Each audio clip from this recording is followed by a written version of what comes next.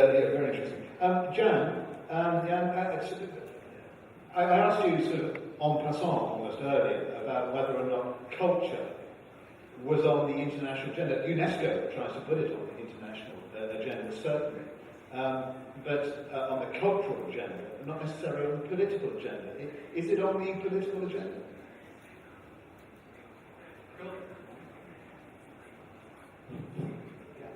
Culture in the narrow sense of the word, not that much. Maybe it ought not to be that much on the political agenda. Yeah, okay. Culture in the narrow sense of the word, art, etc. Not that much. Maybe it ought not to be that much on the international agenda. Culture in the broader sense of the word, yes, it is, but not always in the right direction.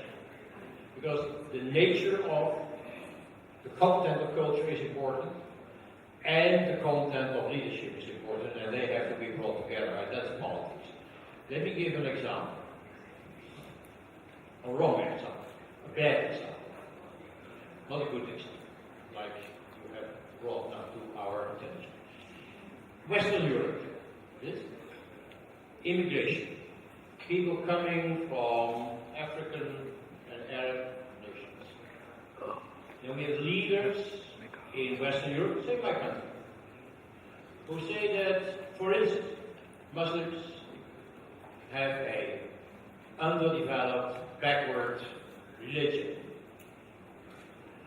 So it's based on the idea of superiority of the Western culture and the inferiority of another culture. Religion is also culture, isn't it? It's divisive.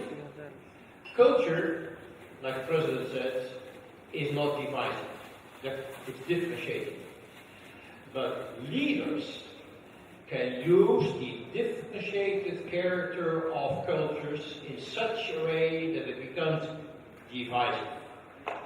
And then you have a major problem for society. As soon as you consider yourself as better, a better person because values, communalities, what do we share together? And domestically, by means of it has been said already, education, education, education. Sometimes it helps if you go back to past cultural practices. May I give finally one example?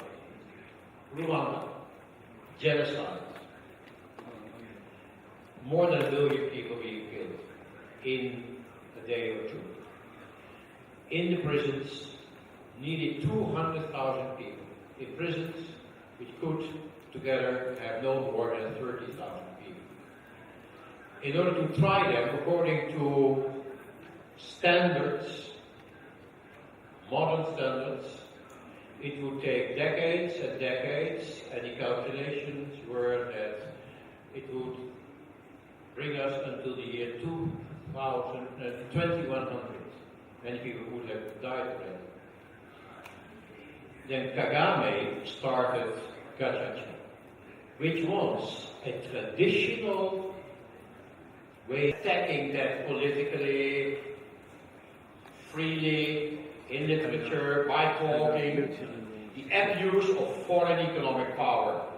And secondly, communication with the help of the modern social media, and that is culture, modern culture, with all those people within Bolivia and all those other countries who want to say something, want to be known, want to protest, give a voice to those people also outside.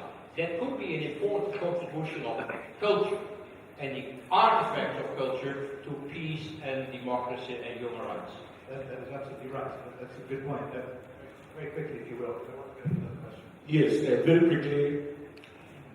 Bringing culture into the political context, I will make a reference to West Africa, in which at the time that we speak, our heads of state brought together the protocols of democracy and good governance, which is a preventive mechanism of engaging even before the crisis were escalated. And that is working. But then they have to understand the cultural context of how it's important for a binding commitment on what to do when such a crisis were to occur. Great points. I the best. You teach fairness in school. That's the starting point. I like that very much. Gentleman here. Did somebody give you one?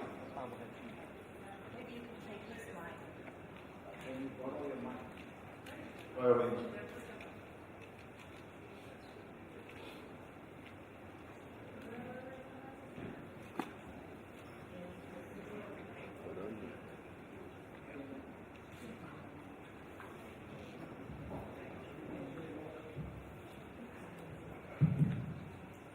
And make them here as well. Merci. Je voudrais simplement signaler une importante pierre. You have to speak up. Put it closer to your mouth. Ah, ok. Je voudrais signaler une pierre sur l'édifice de la culture de la paix. Je veux dire la résolution qui a été adoptée au Conseil des droits de l'homme à Genève en 2011 sur la lutte et qui a été adoptée à l'unanimité et qui est la lutte contre la discrimination et l'incitation à la haine sur la base religieuse. Cette importante résolution a un prolongement à partir de ce qu'on appelle le processus d'Istanbul, qui a eu lieu à Istanbul, ensuite qui s'est prolongé à Washington avec la secrétaire d'État américaine et à Londres, et qui va avoir lieu à Genève. Mr. Recruit, yeah, exactly right. The lady, you have a microphone. That's wonderful news. I had it before. My name is Elise Hoffer. I work with the Secretary of the Pacific Community.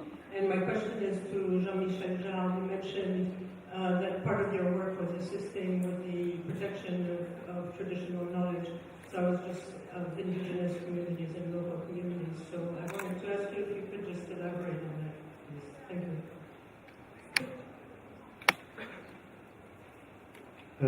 Yes, I mean, when we are talking about intangible heritage at UNESCO, it's also, let's say, I'll give you an example. If you were discussing that during lunch, saying, for instance, putting the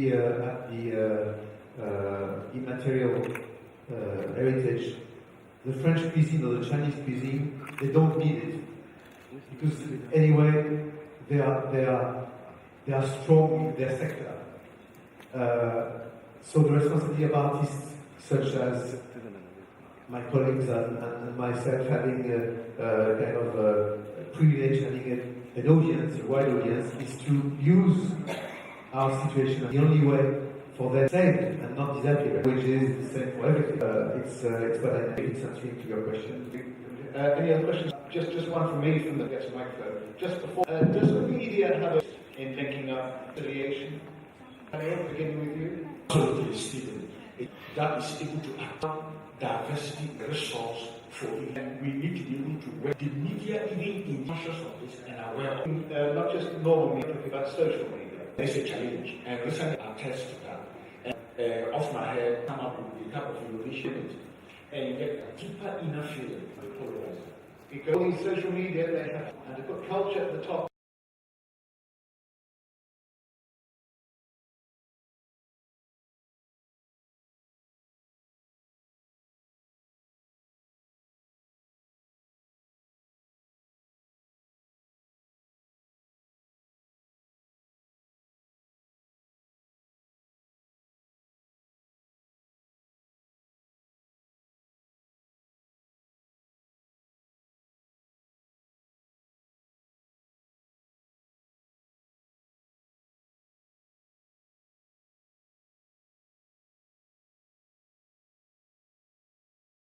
But anyway, to start talking about it and trying to contain the escalation of what was going on.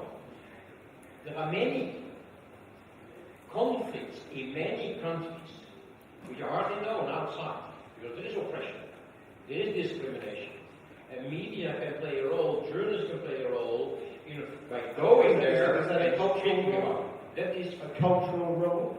That is a cultural role, yes, in educating, informing, expressing views, giving a platform to people within a country to become known and to express their views. That is a cultural role, definitely. Thank you.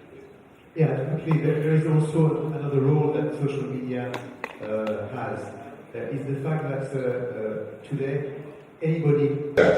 Because culture is like, if you like, a soft industry, forgive me for saying soft, you are looking at leisure, you are looking at tourism, you are looking at culture. These are industries that can be factored together.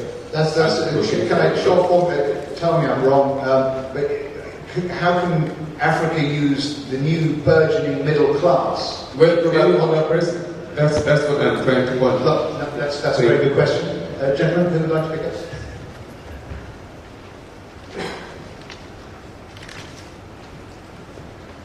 The new increasing middle class in Africa means they will spend more money. And where are they likely to spend the money? On food, on clothing, on material for their children and for their wives, on holidays, on entertainment. All these have elements of culture in them. So, if the increasing middle class, it means they will have more disposable resources, and these disposable resources will go into the areas I've mentioned and more, which all have elements of culture in them. The middle class will have culture. The other side of the same coin. There is a global middle class consumption culture, yes, which does lead to a lesser share for the global underclass. In the development of that global middle class consumption culture, the commercial media play a very important and devastating role. Emmanuel? I wanted to add the element of integration. I would advocate that we need to take the integration agenda in Africa much further than it is at the moment in order to increase our global competitiveness. And culture becomes the natural avenue for that to happen. So that whether it's in trade, in other cultural exchange areas, education, we need to do more of integration. Thank you, gentlemen. I want to end with this one question for all of you, so you'll have to be brief. It's a crib from UNESCO, to be honest. Can any of you suggest how the post-2015 development agenda should see culture in relation to the goals of conflict prevention, conflict resolution, and lasting peace operations? Starting with I think that we should stop considering culture as kind of abstract notion, but as really the basis of for education and of social networking throughout the world. That's very good, yeah?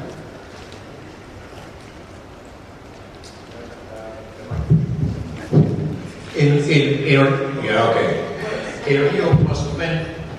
Rio Plus 20, the Sustainable Development Goals were embraced as a new concept.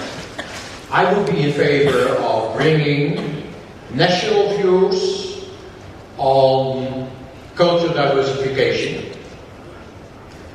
into the Sustainable Development Goals, rather, and it was an idea coming from a developing country, Colombia, it was embraced in Rio, rather than trying to change the Millennium Development Goals and bring culture in it. No, it would require a long line of reasoning, but this is just a statement. Bring it into the new approach of the Sustainable Development Goals, which have the advantage over and above the Millennium Development Goals that they're being defined nationally and bottom up. Thank you, Emmanuel.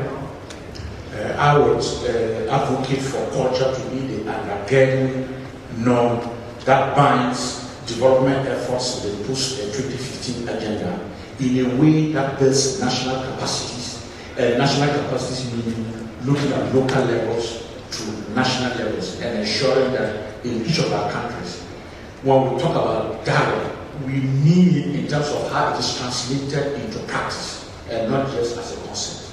Francesco, Colston, Newcastle, question for you. Well, as you know, we've been very critical of the fact that the Millennium Development Goals were not mentioning culture. We thought it was a major limitation, perhaps one of the major reasons why they're big failures.